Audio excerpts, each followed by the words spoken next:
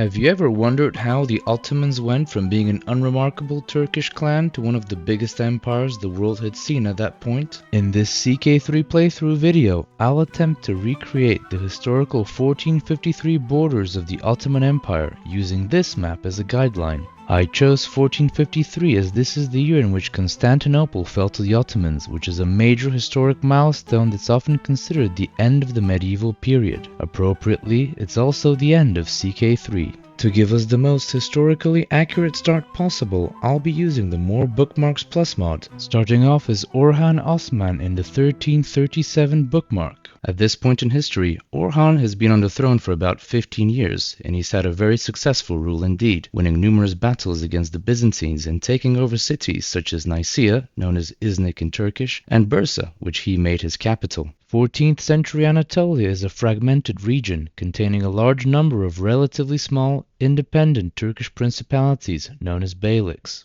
The Ottomans were initially just one of these numerous clan-like entities. The first move I'm going to make is to take over the neighboring clan of the Karesi. Historically, Orhan only does this in 1345, but I'm going to jumpstart history a bit and do it straight away as our first move. Orhan took advantage of a succession crisis within the clan and intervened as a sort of bringer of the peace, but he just ended up taking it all over anyway. So since we can't simulate a succession crisis, we're just going to end up taking them over. But before we do that, I'm going to choose a lifestyle. Orhan is already adept at martial, and we're going to keep it that way.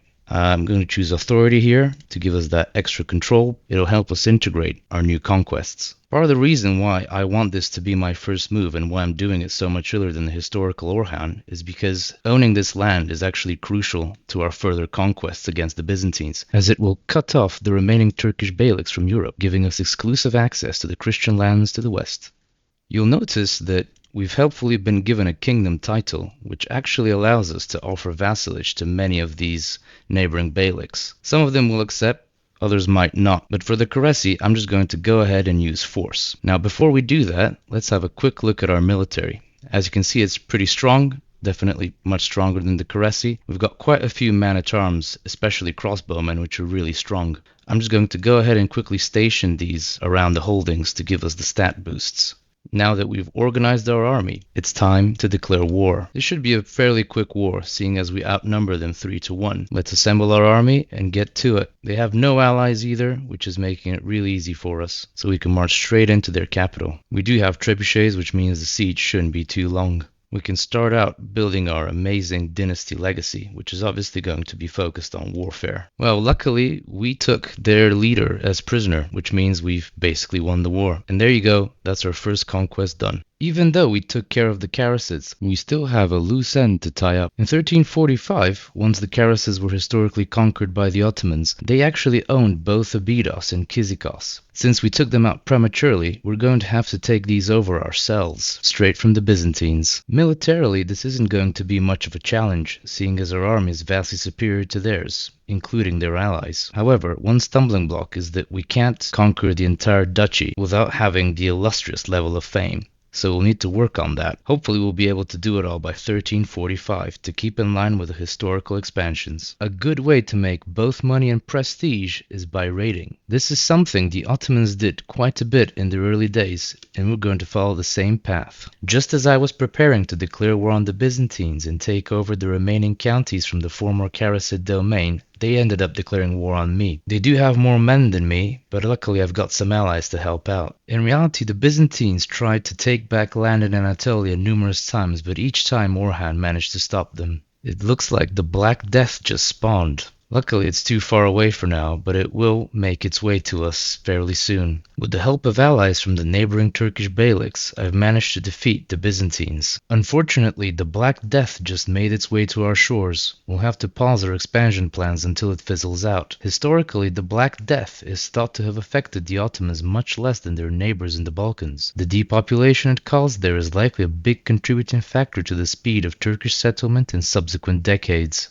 We are officially plague-free, which means it's time to go after the Byzantines. We vastly outnumber them, even though they've allied the Bulgarians, so I'm expecting a fairly quick, easy war. It's 1352 now, which means we're 7 years behind our expansion plans at the moment. So quick is good. Once we do win this war, we will get some extra land that historically was conquered much later. For some reason, Abydos and Kyzikos are tied to the Aegean Islands Duchy, so we will get the islands of Lesbos and Naxos as a bonus. I'm fairly certain taking another castle will be enough to tick us over to 100, so we can end this war. And there you go.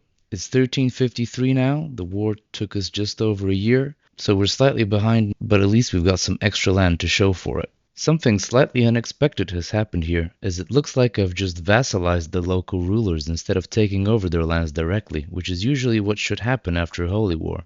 Anyhow, this isn't too historically inaccurate, as the Ottomans did allow local rulers to carry on so long as they swore fealty to the Sultan, although this was mostly the case in the Balkans and not so much in Anatolia. Our next objective is going to be the conquest of Gallipoli. Historically, this happened in 1354 in a slightly unusual manner, as an earthquake caused its walls to collapse, allowing the Ottoman army to just walk in. Since we have a truce with the Byzantines until 1358, I won't be able to do this in time either. Whilst we wait, I'm going to turn to the east and peacefully vassalize some of the smaller beyliks, like the Saracanids. In reality, the Ottomans did not pursue expansion against other Turkish states until the 1390s, but we need to start this process earlier, as we will benefit from ruling over more land of the Turkish culture, allowing us to become cultural head and pick innovations. Speaking of innovations, there is one in particular that I really want to get: Janissaries.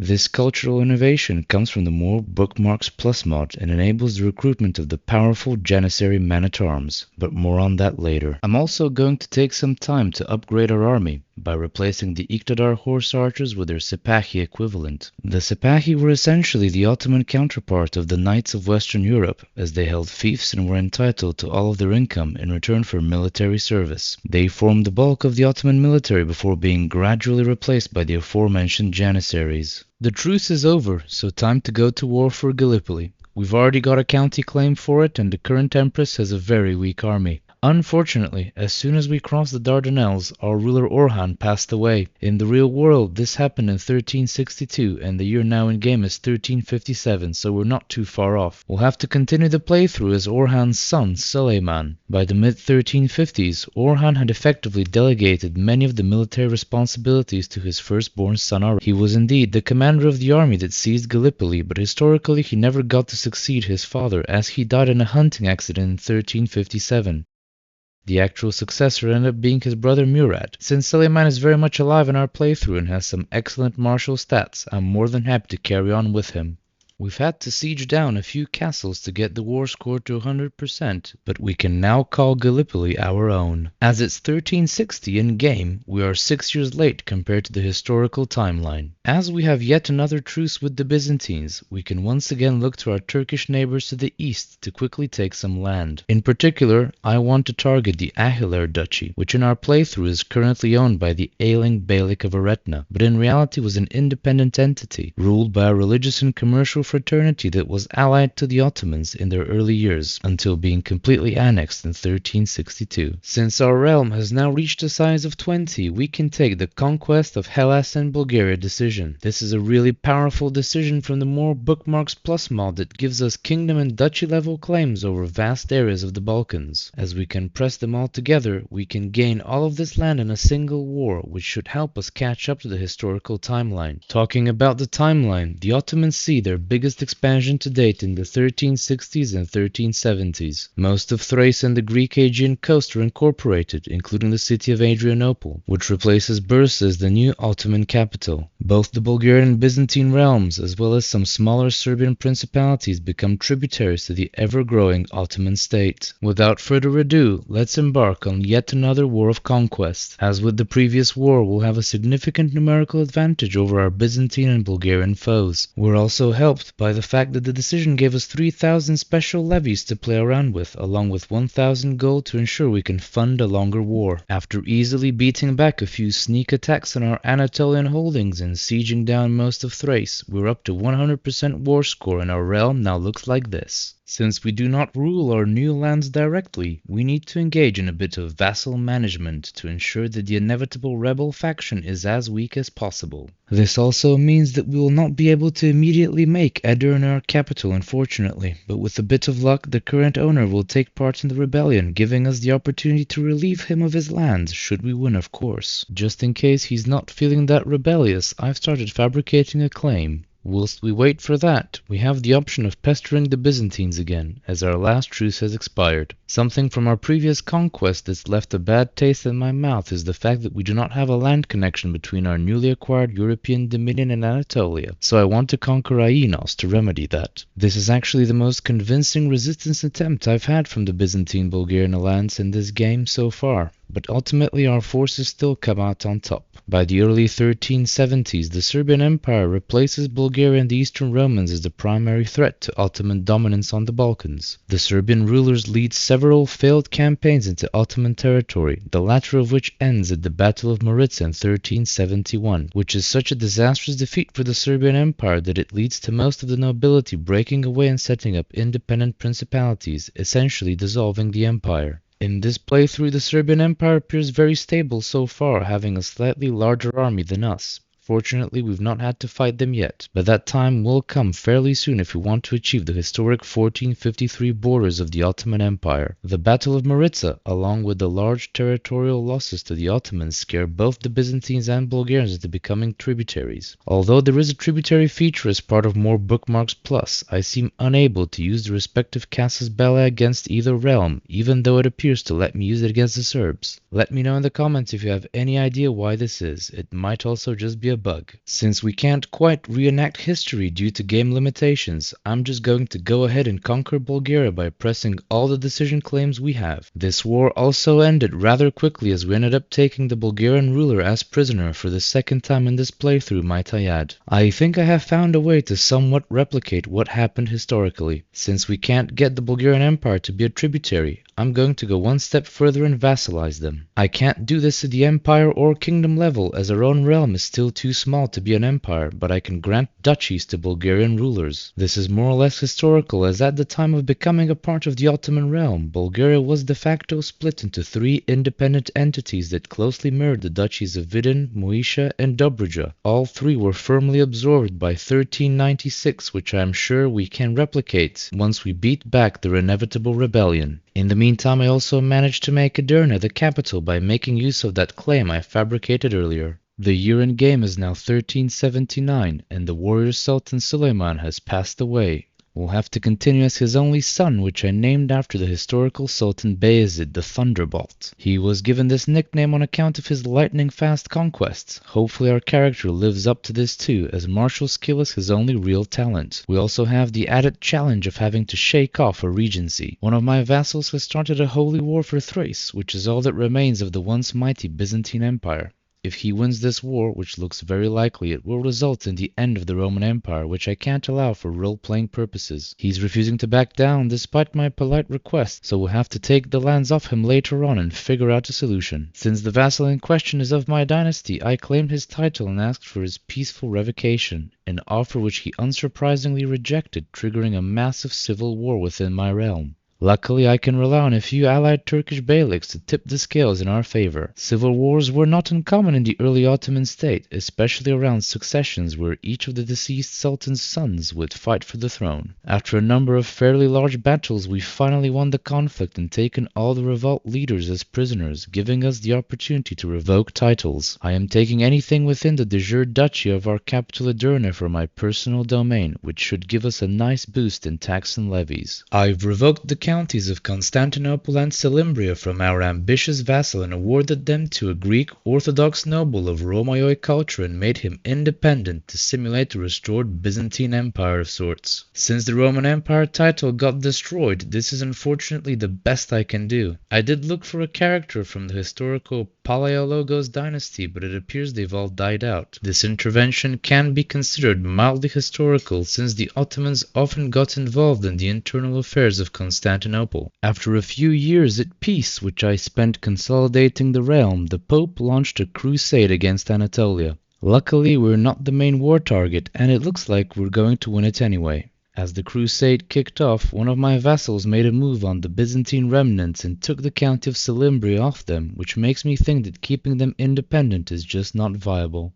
As expected, the crusade failed and we were free to plan our next conquests. At this point in history, the Ottomans had experienced a mild shock following the deadly Battle of Kosovo, in which Sultan Murad lost his life historically. Although neither side could really proclaim victory, the effective wipeout of both armies led to most of Serbia accepting vassalage, whilst the Ottoman hegemony in Anatolia could now be challenged by rival beyliks. As Serbia is still very much a united and strong entity, we can't confidently reenact their vassalization. It looks like they will remain a serious obstacle to westward expansion, so I'm planning to keep the inevitable high-stakes war against them as the final one we do as part of this playthrough. We can very much replicate history in the east though, where in 1390 the Ottomans took over most of the independent beyliks and vassalized their main rivals, the Karamanids. Our first step on this Anatolian expansion will be the Tamar clan, which is considered part of our de jure territory. Therefore, we can spare them the bloodshed by peacefully vassalizing them instead. Our second target will be the Hamidogulari. We'll have to fight this one out, although seeing as we outnumber them 2-1, it's hardly a fair fight. After a single battle, we managed to luck out and capture their ruler, concluding this very quick war. I think we're living up to the Thunderbolt name so far.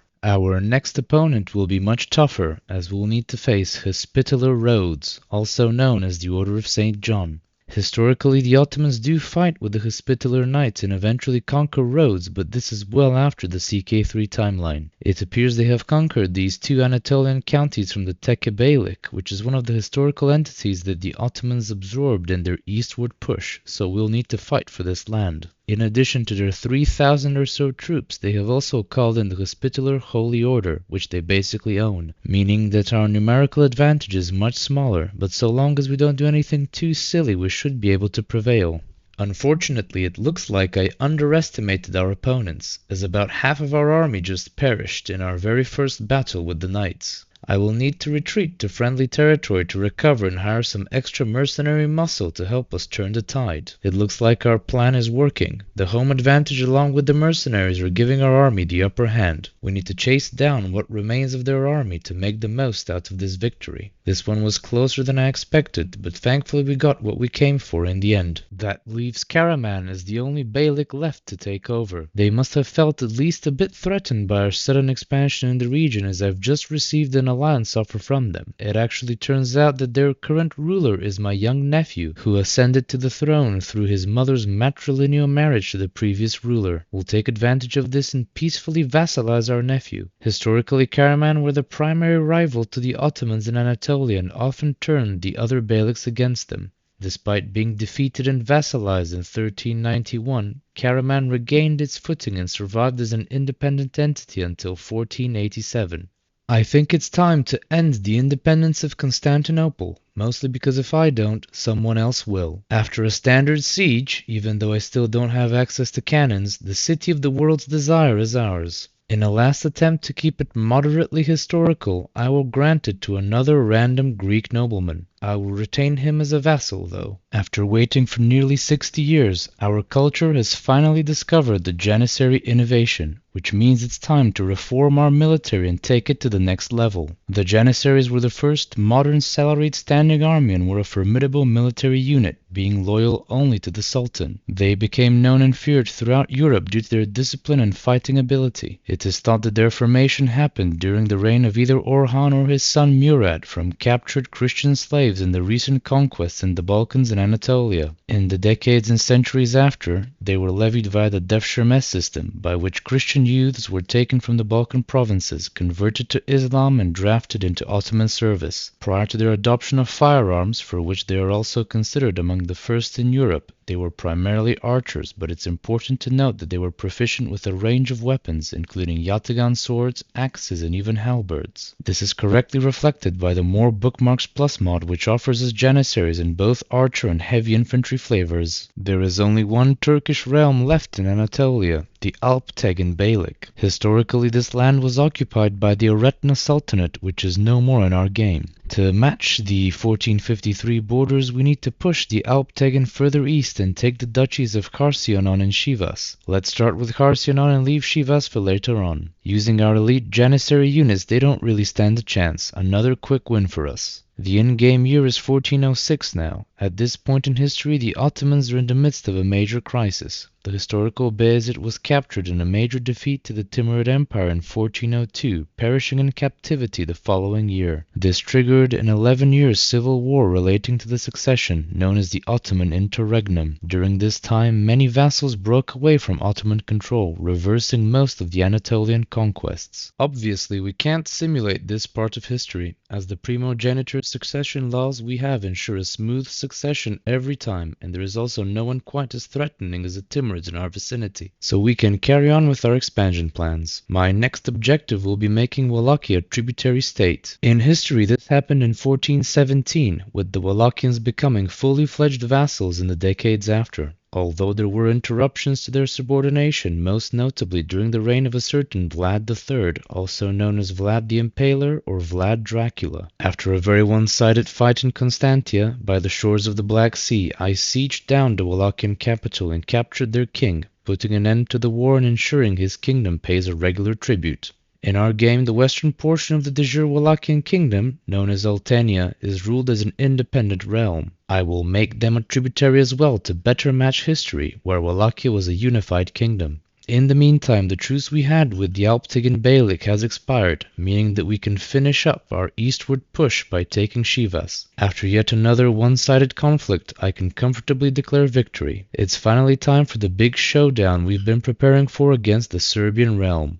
I'm going to use the Invade Kingdom once-in-a-lifetime Casus Belli, which will vassalize all the rulers within the de jure kingdom, along with granting me any land I occupy outside of it. So theoretically I can swallow the entire realm in just one go. My strategy for this war is to make a beeline for their capital, hence why I am assembling the troops in the northwestern county of Vidin.